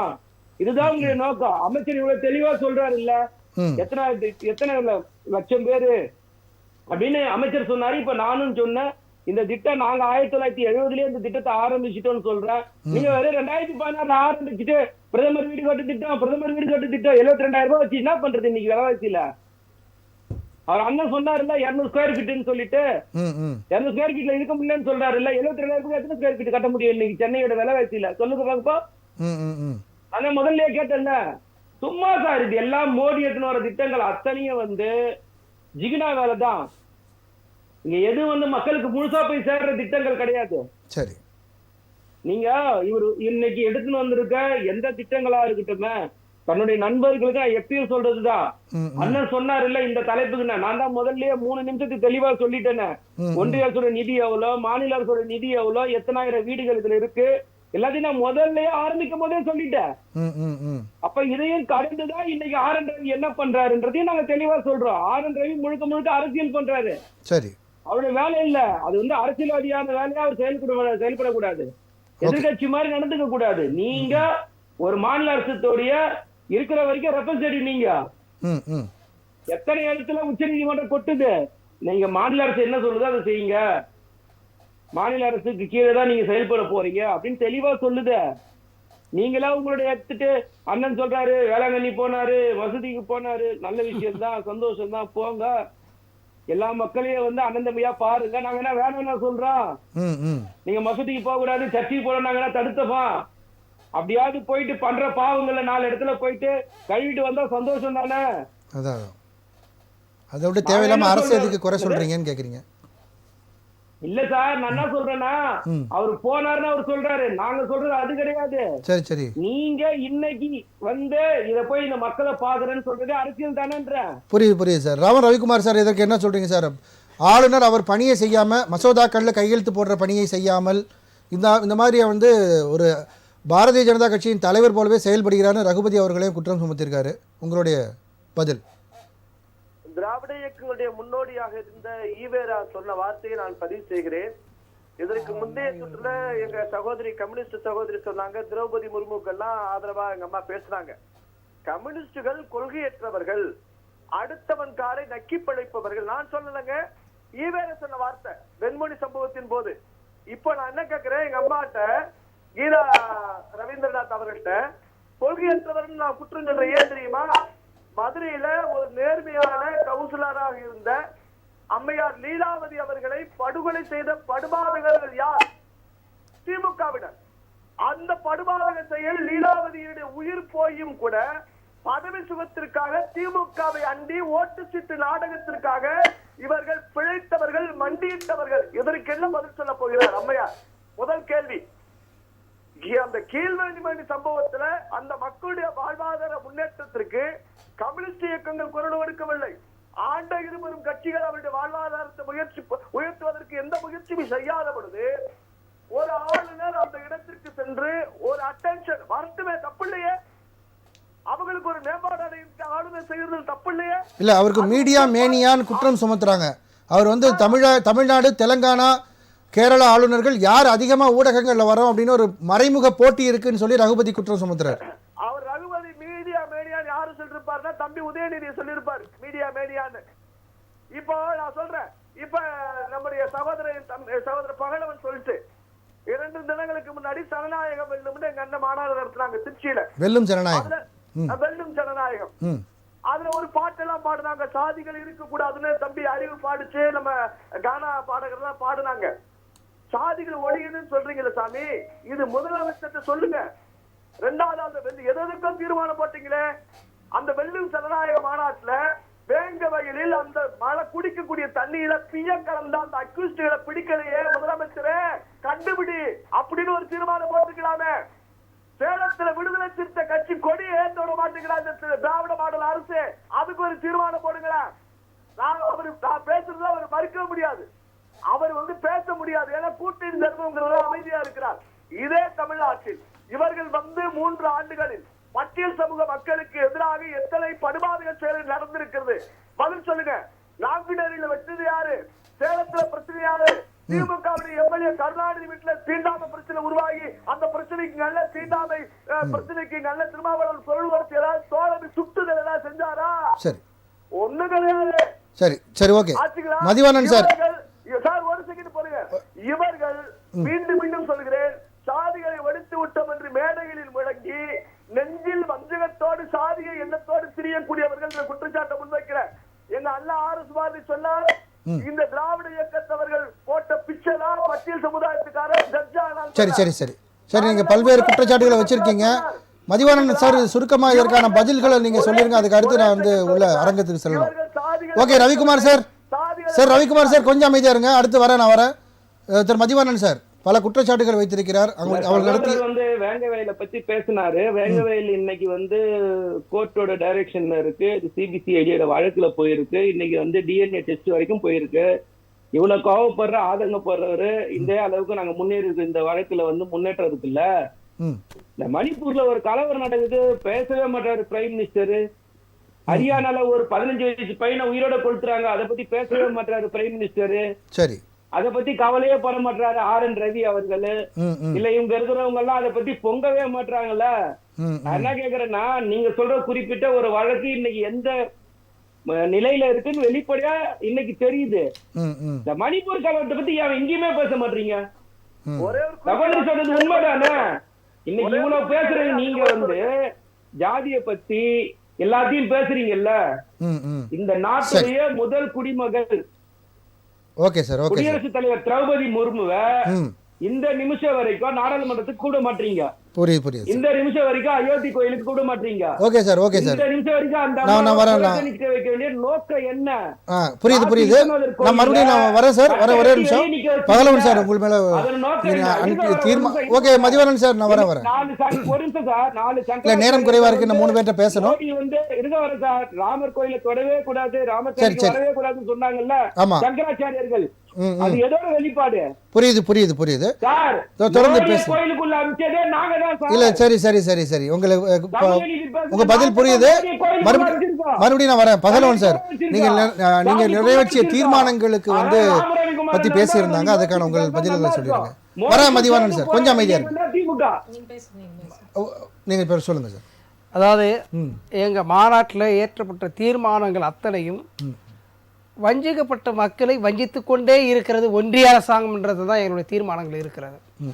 அதாவது இது வந்து இவங்க சொல்கிறாங்கல்ல, நாங்கள் இந்தியா முழுமைக்கும் வந்து நாங்கள் வந்து வீடு கட்டுவதற்கான நிதி ஒதுக்குறோம். ஆனால் நீங்கள் குறிப்பாக வந்து தமிழகத்தை மட்டும் தான் சொல்கிறீங்க. நீங்கள் வந்து 70,000 தானே தரீங்க, நீங்கள் வந்து 1.5 லட்சம் தரீங்கன்னு சொல்லி கணக்கீடு சொன்னாங்கல்ல. இப்போ அது மாதிரி இந்தியா முழுமையும் நடக்கிற கொடுமைகளுக்கு தீர்மானம் நிறைவேற்றிக்கிறோம். இல்லை, கண்டிப்பாக அதை நிறைவேற்றிருக்கீங்க. நீங்களே சொல்லியிருந்தீங்க சில பிரச்சனைகள் தமிழகத்திலையும் இருக்குன்னு. அதே நீங்கள் ஒரு தோழமை சுற்றலாக ஒரு 1-2 இதை தீர்மானமாக நிறைவேற்றிருந்தா தமிழக அரசுக்கு அது ஒரு எடுத்து சொன்ன மாதிரி இருந்திருக்குன்றது அவருடைய ராம ரவிக்குமாரோட கருத்து. அதாவது செவிடங்காதில் ஊதுற சங்கு போல இருக்கு அவங்க காது, ஆனால் இங்கே செவி கொடுக்குற இடத்துல இருக்கிறாங்க. அதுக்கான தீர்மானத்தை சட்டப்பேரவையில் மாண்புமிகு முதலமைச்சர் அவர்கள் அங்கே வேங்கவையில் நடந்த கொடுமைக்கு இரும்பு கரம் கொண்டு அடக்க வேண்டும், அதுக்கு சிபிஐ விசாரணை வச்சிருக்காரு. நீதிமன்றத்தில் அவர் சொன்னது போல, நம்ம சகோதரர் மதிவாணன் சொன்னது போல டிஎன் டெஸ்ட் எடுத்துருக்கிறாங்க. ஆமாம், அதனுடைய வேலைகள் வந்து நடக்காமல் இருந்தால் நீங்கள் ஒரு தீர்மானம் நிறைவேற்றலாம். அதுக்கான வேலை அத்தனை நடந்திருக்குது. குற்றவாளியை கண்டுபிடிச்சா உரிய தண்டனை வழங்க வேண்டும் முதலமைச்சரே சொல்லிட்டாரு. சட்டப்பேரவை அறிக்கை கூட கிடையாது, சட்டப்பேரவையிலேயே எல்லா எதிர்கட்சியும் உட்கார வைத்து சொல்லியிருக்கிறார். அப்போ அதுக்கான வேலைகள் நடந்து கொண்டிருக்குது. அப்படி நடந்துக்கிட்டு இருக்கும்போது நம்ம எப்படி கேட்க முடியும்? நீங்க வந்து ஏதாவது கேட்காமல் இருந்தா ஏன் இதை கேட்காம இருக்குன்னு நம்ம சொல்லலாம். கேட்டுக்கிட்டு இருக்கிறதுக்கு நம்ம எப்படி கேட்க முடியும் சொல்லுங்க? இது எல்லாம் தூண்டுதல் வேலை. இப்படிலாம் வந்து மற்றவங்களை உஸ்பேத்தி அது மூலமாக வந்து பார்த்தீங்களா விடுதலை செய்திருக்கிற அந்த கூட்டணியில் இருக்குது. அந்த நான் இப்பவும் சொல்கிறேன், எப்பவும் சொல்லிக்கினே இருக்கிறோம், எங்கள் தலைவரும் சொல்லிக்கினே இருக்கிறார். கூட்டணி என்பது வேறு, கொள்கை என்பது வேறு, மக்கள் பாதிப்புக்குள்ளாவது என்பது வேறு. ஒரு மக்கள் பாதிக்கப்படும் போது எல்லோரும் சேர்ந்து அநீதியை கண்டிக்க வேண்டும் என்பதுதான் மனிதநேயம். அதை விட்டுவிட்டு கூட்டணியில் இருக்கிற சிபிஎம் இருக்குது, சிபிஐ இருக்குது, விசிகா இருக்குன்னு சொல்கிறது வந்து இது அநியாயத்துக்குன்னு அறிகுறி. மக்களை சிந்திக்காமல் மக்களை பற்றி பேசுவது அவர்களாம் வந்து நான் என்ன சொல்கிறேன், கல்வியை முடக்கக்கூடிய ஒன்றிய அரசாங்கம் கோவிலை கட்டி எழுப்புவதிலே கவனம் செலுத்துகிறது. வாடிய பயிரை கண்ட போதெல்லாம் வாடினார் வள்ளலார். நீங்கள் சாதிய அடுக்குகளை மக்களிடம் விதைத்து கொண்டிருப்பது நம்மளுடைய மதிவாணன் அவர்கள் சொன்னதை போல ஆளுநர் ரவியாக இருக்கிறாரா அல்லது RSS ரவியாக இருக்கிறாரா என்பதற்கே பதில் சொல்ல வேண்டிய தேவை இருக்கு. அதை நீங்க சொல்லுங்க. நம்ம பலமுறை இதயத்தை சொல்லுகிறோம். ஆளுநர் வேலையை பாருங்கள், நீங்கள் உங்கள் அரசியல் வேலையை விட்டுடுங்கன்னு சொல்லிட்டு இருக்கிறோம். சரி சார். சாந்தி மேம், அதாவது சீட் ஷேரிங் அதுதான் மெயினான இருக்கு, மக்கள் பிரச்சனைகள் செகண்டரின்றதா அவங்க அப்படிலாம் இல்லை. பதவி சுகம்னு ஒரு வார்த்தை சொன்னாரு. ஒரு காலத்துல ஜோதிபாஸ் ஐயாக்கு வந்து பிரைம் மினிஸ்டர் இதுவே வந்துச்சு. கொள்கை அடிப்படையில் சிபிஎம்க்கு வந்து எங்களுக்கு அந்த டெக்னிக்கலாக ஒத்து வரலன்னு சொல்லிட்டு அந்த பிரைம் மினிஸ்டர் இருக்கிறதுல இந்தியாவில் மிகப்பெரிய பதவியாக தான் அதையே வேணான்னு சொன்னவங்க கம்யூனிஸ்ட் கட்சிங்க. ஸோ எங்களுக்குன்னு ஒரு கொள்கை இருக்குது. அந்த கொள்கைக்கு தான் சில சமயம் தவறுகள் செஞ்சோன்னா அடுத்த கூட்டத்தில் போட்டு நம்ம பண்ண தவறு, நம்ம ஸ்ட்ராட்டஜி ராங்னு கூட சொல்கிற அளவுக்கு பண்ணுற அளவுக்கு இருக்கிற கட்சி, அது வெளிப்படையாக இருக்கிற கட்சி. ஸோ அதில் ஒன்றும் பிரச்சனை இல்லை. அப்படி வந்து லீலாவதி அம்மாக்கா சொல்கிறாங்களா பதவித்துக்காக இருக்க மாதிரி இன்னொரு விஷயம் என்ன அப்படின்னா இப்போ வந்து நிதிஷ்குமார் ஐயா சொன்னார், நான் செத்து போனாலும் இனிமேல் வந்து பிஜேபி சேர மாட்டார், சேர்ந்துட்டார்ல. ஸோ அரசியலில் பல இருக்கு. முக்கியமாக இந்தியாவில் இருக்கின்ற தேர்தல் முறையில் கூட்டணி என்பது தவிர்க்க முடியாத ஒன்றாக இருக்குதுன்னு பார்க்கணும். அப்புறம் அவங்கவுங்க வேலை செஞ்சா பிரச்சனை இல்லை. இப்போ இவ்வளோ கேள்வி கேட்குறாரு இவர். எல்லாருமே தமிழ்நாட்டு பேசுறவங்களால தமிழ்நாட்டில் தென் தமிழகத்தில் இவ்வளோ வெள்ளம் நடந்தது, வரலாறு காணாத அளவுக்கு ஒரே நாளில் மழை, 1 மணி நேரத்தில் மழை. பிரைம் மினிஸ்டர் வந்து பார்த்தாரா? ஒரு பிரைம் மினிஸ்டருக்கு ஒரு ரெஸ்பான்சிபிலிட்டி இருக்குல்ல. ஐயா வந்து திமுக காரங்க சொன்னாங்க மணிப்பூரை பார்க்கல, அவர் மணிப்பூருக்கும் போகல, தென் தமிழகத்துக்கும் வரல. ஸோ அப்போ வந்து கேள்வி கேட்க தானே செய்வாங்க. ஆக ஓர வஞ்சனையோட தமிழ்நாட்டில் வந்துட்டு பாஜக கட்சி நிதியமைச்சர் நிர்மலா சீதாராமன் நேரடியாக எல்லாம் வந்தாங்க அள்ளி கொடுத்துட்டாங்க. ₹1 கூட கொடுக்கல. அப்ப குஜராத்துக்கு உடனே போவாங்க, உடனே 1000 கோடி கொடுப்பாங்க. ஆனா தமிழ்நாட்டுக்கு வரமாட்டாங்க. வந்துட்டு நீங்க கொடுத்த பணம் நான் உங்களுக்கே திருப்பி கொடுத்துட்டேன், இந்த பணம் தமிழ்நாட்டுக்காரங்க மட்டும் கொடுக்கல, வேற மாநிலம் கொடுக்குறாங்க என்று பேச்சு தான் தவிர இது வரைக்கும் ₹1 வரல. அப்போ இதுக்கு மேல வரணுமா? இதுக்கு மேல பிரச்சனை வரணுமா? ஆகவே கூட்டணி கட்சி ஆளுகின்ற மாநிலமா இல்ல எதிர்கட்சி ஆளுகின்ற மாநிலம் பாரபட்சத்தோடு நடக்கின்ற கட்சி பாஜக. இந்திய கம்யூனிஸ்ட் கட்சியோ மார்க்சிஸ்ட் கம்யூனிஸ்ட் கட்சியோ கொள்கையில் அடிப்படையில் இருக்கிறது, பொது உடைமை கருத்துக்களோட இருக்கின்றது. இன்னொரு விஷயம் என்னன்னா 100% வந்து ரிப்ளிகாவா டிஎம்கே என்ன நினைக்குதோ அல்லது நாங்க ஏடிஎம்கே கட்சியில இருந்தா அலைன்ஸ்ல இருந்திருக்கோம், அது அப்படி ரிப்ளிகா பண்ணவே முடியாது. ஏன்னா நான் வந்து வேற கட்சி, அவங்க வேற கட்சி, அவங்க கட்சிக்குன்னு கொள்கை இருக்கு. ஒவ்வொரு ஐயா சொன்ன மாதிரி ஒவ்வொரு கட்சிக்கும் தனி கட்சிக்கு கொள்கைகள் இருக்கு. 100% எல்லாமே பண்ணவே முடியாது, அது யாராலையும் முடியாது. It's not practically possible. So அதுதான் அந்த அடிப்படையில் ஒரு காமன் மினிமம் ப்ரோக்ராம்ல தான் போகணுமே தவிர உடனே நீ அதை பண்ண இதை பண்ண. பிரைம் மினிஸ்டர் வந்து பார்த்தாரா? அதையும் கேட்க மாட்டேங்கிறாங்க.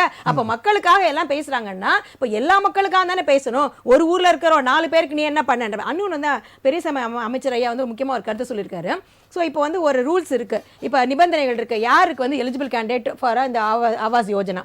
இன்னொன்று வந்து எந்த ஏரியா, இந்த ஊருக்கு இவ்வளவுதான் கொடுக்கணும் அப்படின்னு இருக்கு. இப்போ சில இடத்துல வந்து அந்த இடம் டெவலப்பாக இருக்கு, சில இடம் கம்மி டெவலப்மெண்ட்டாக இருக்குது. இப்போ ஒரு இடத்துல 100 வீடு கட்டலாம்னா அந்த இடத்துல ஆல்ரெடி டெவலப்பாக இருக்குது, 100 வீட்டுக்கு தேவையில்லை. ஆனால் ஒரு இடத்துல வந்து கம்மி டெவலப்மெண்ட்டாக இருக்குது, அங்கே அதிகமாக தேவைப்படுதுன்னா அதுக்கு தகுந்த மாதிரி ஒரு ஃப்ளெக்சிபிளாக இருக்கணும். அந்த மாதிரி இல்லை என்பது போன்ற கருத்துக்கள் வருகின்றன. இது இப்போ எப்படி சொல்லலாம், இப்போ கிராப் இன்சூரன்ஸ், பயிர் காப்பீடு அப்படின்னு இருக்கு. அதில் எப்படின்னா இப்போ இந்த ஒரு வயல் அப்படியே டிவாஸ்ட் ஆகிட்டா இருந்தால் கூட கொடுக்க மாட்டாங்க, அந்த இடத்துல இருக்கிற எல்லா வயலும் போனால் தான் கொடுப்பாங்க. ஸோ அதே மாதிரி தான் ரூல்ஸ் வந்துட்டு ஏதோ ரூல்ஸ் வைக்கிறோம், ஒன்றிய அரசாங்கம் ரூல்ஸ் வைக்குது. ஆனா வந்து சில இடத்துல பிராக்டிகலா டிஃபிகல்ட்டி இருக்கு அப்படின்னு விவசாயி சொல்றாங்கல்ல.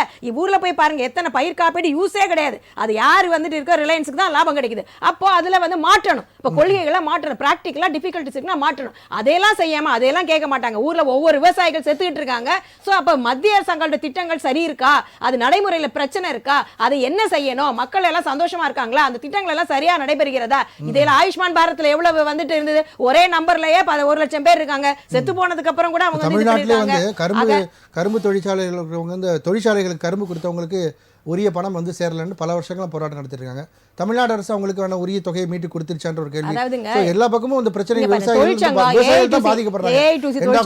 ஏஐடி தொழிற்சங்கம் நான் நிர்வாகக்குள்ள இருக்கேன், அதே மாதிரி சிஐடி இருக்கு. எல்லா விதமான தொழிற்சங்க பிரச்சனை போறேன். இப்போ உதாரணத்துக்கு பட்ஜெட், திமுக ஆட்சிக்கு வந்தவொடனே ஒரு பட்ஜெட் வந்தது. அந்த பட்ஜெட்ல வந்துட்டு முறை அன்ஆர்கனைஸ் செக்டர் என்கிற முறைசாரா மக்களை பத்தி இது வந்து திட்டங்கள் இல்லைன்னு சொல்லி முத்தரசன் ஐயா வந்து அறிக்கை கொடுக்குறாங்க. எதையுமே படிக்கிறது கிடையாது, நீ அதை பண்ணியா இதை பண்ணியான்னு கேட்குது. எல்லாம் படிச்சுட்டு வாங்க, எங்களுக்குன்னு ஒரு கொள்கை இருக்கு. அதே மாதிரி அந்த முக்கியமான என்ன நிகழ்ச்சி வந்து இன்றைய இது அஜெண்டா என்னன்னா, இந்தியாவை காப்பாற்றணும்னா இந்த மதவெறி பிடித்த இந்த தொழிலாளர் விரோத ஜனநாயக விரோத பாஜக வெளியேற்றணும். அதுதான் எங்களுடைய இந்திய கம்யூனிஸ்ட் கட்சி கொள்கை. அதுக்கு என்ன பண்ணுமோ அதை பண்ணுவோம். அதுல சில காம்ப்ரமைஸ் வந்ததுன்னா பண்ணித்தான், வேற வழி கிடையாது. கண்டிப்பா பொறுத்திருந்து பார்க்கலாம். பாஜகவை ஒருபோதும் வெளியேற்ற முடியாது. காரணம் ஐஎன்டிஏ என்ற போலி கூட்டணிக்கு ஃபவுண்டரே நிதிஷ்குமார். இப்போ அவரு வெளியே பண்ண கட்சி அபாசன் ஆயிடுச்சு. அப்படி இருக்கும்போது நீங்கள் எப்படி நீங்கள் வந்து அந்த ஐஎன்டிஏக்கு உயிர் பெறும் சொல்கிறீங்க? ஐஎன்டிஏ உயிர் பெறும் சொல்லக்கூடியது தமிழ்நாட்டில் திமுக மட்டும் தான் சொல்லுது. இது எல்லாருமே மேற்கு வங்காளத்தில் அவங்களும் இப்போ நிதிஷ்குமார் அவருடைய கிரெடிபிலிட்டி போயிடுச்சு. இப்போ அவருக்கு என்டிஏ கூட்டி, ஏன்னா கிட்டத்தட்ட ஒரு வாட்டி வந்து அங்கே லல்லு பிரசாத் மறுபடியும் பிஜேபி, மறுபடியும் லல்லு பிரசாத் மறுபடியும் பிஜேபி வந்தால் அந்த மக்கள் எப்படி நம்பி ஓட்டு போடுவாங்க? அந்த மம்தா பானர்ஜியோட பேச்சுவார்த்தை நடத்திட்டு இருக்காங்க. அதே மாதிரி ஆம் ஆத்மி கட்சியோட பேச்சுவார்த்தை அவங்க எல்லாம் ஒருங்கிணைச்சா இந்தியா கண்டிப்பா வராது சார். இந்தியா ஒண்ணுமே டெவலப் பண்ண சார், கம்பெனியே க்ளோஸ். இனிமேல் அதுக்கு சார் எழுதாத பக்கம் எதுக்கு நம்ம வாசிக்கணும்னு சொல்லுங்க. கீழ்வெண்மணி மேட்டர்ல கவர்னர் ஒரு மேட்டர் சொல்லுவார் பாருங்க. அதாவது பலர் வந்து வறுமையை பயன்படுத்தி தங்களுக்கு சாதகமாக பயன்படுத்திக் கொள்ளினார். ஆனால் வறுமை ஒளிந்த பாடில்லை. 35 கோடி மக்கள் இந்தியாவில் வந்து வறுமையிலிருந்து மீண்டுள்ளது பாரத பிரதமர் மோடியுடைய நிர்வாக திறமையில் தான் 35 கோடி பேர் பேர் என்ன லிஸ்ட் கொடுக்க சொல்றாங்க சொல்லுங்க சார். அந்த வந்து 35 கோடி பேர் நெட்ல யாரு? நெட்ல சார், டவுன்லோட் 35 பண்ணி கோடி பாருங்க. பேர் யாரு? நெட்ல பேர் download கொடுக்க பாருங்க. Sir, digital India sir, digital India 35 கோடி பேரோட பேர் கொடுக்க சொல்லுங்க சார். அதாவது காங்கிரஸ் கட்சி என்பது ஒரு காலத்தில் பக்கா காங்கிரஸ், சார், இன்னைக்கு நிச்சயமா இருப்பது நான் சொக்கா நன்றியோட காங்கிரஸ். இருக்கேன் சார். 35 அன்று கோடி இருப்பது பேர் அன்று கொடுக்க இருப்பது அந்த காலத்துல இருந்து உண்மையான பொலிட் பியூரோ கம்யூனிஸ்ட். இன்னைக்கு வந்து கம்யூனிஸ்டுக்கும் காங்கிரஸுக்கும் பெரிய வித்தியாசம் கிடையாது. Okay sir. சோ அதனால வந்து இவர்கள் வந்து ஏதாவது குழப்பி அவங்களுக்கு தமிழ்நாட்டுல வந்து அரசியல் பண்ணதுக்கு வேற வழி கிடையாது. நடக்குமா, ஆளுநரையும் நடக்காதா? பாஜக பேசினால்தான் மக்களை சரி, சரி. மனசு மாற்ற முடியும். மக்கள் ஏமாற மாட்டார்கள். நன்றி நன்றி நன்றி சார், பாஜகவை நகற்ற முடியுமா முடியாதங்கிற கேள்வி கிடையாது. நகர்த்தினாதான் நாடு நல்லா நன்றி இருக்கும். நன்றி நன்றி. நம்முடன் விவாதத்தில் பங்கு பெற்ற விருந்தினர்கள் அனைவருக்கும் நன்றி. மீண்டும் ஒரு விவாத நேரம் நிகழ்ச்சியில் சந்திப்போம் நேயர்களே. நன்றி, வணக்கம்.